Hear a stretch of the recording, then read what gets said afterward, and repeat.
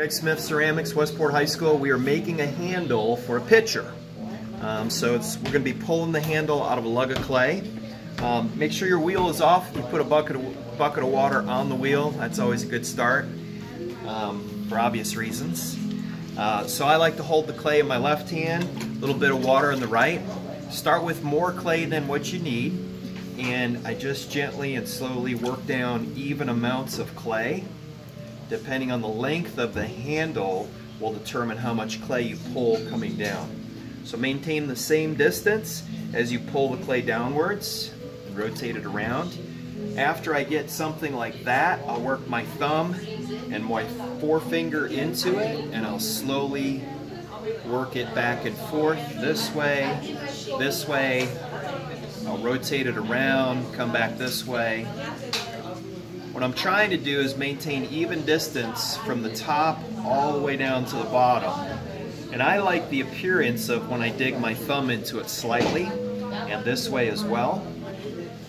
You could take tools and press them in and work them down for a design, but I have a handle that's as long as my piece, so that's usually a good size. I'll set it here and then pinch it off. Now it has the angle, it has an angle that's also going to help attach it. I like my top where it's going to attach to be slightly thicker so that it'll give me extra room to press it in. After this dries up, I'll take a needle tool, I'll cut it out, and I'll score it and attach it and get the angle that I want just right and trim it to length. I always pull an extra handle just in case something happens to that one. Like actually you can see right here there's an air bubble. There's a slight little air bubble which could be popped. So you always want to make sure that your clay is properly wedged to begin with. Again, I'll repeat this process. A little bit of water, just enough water. I'll spin it around.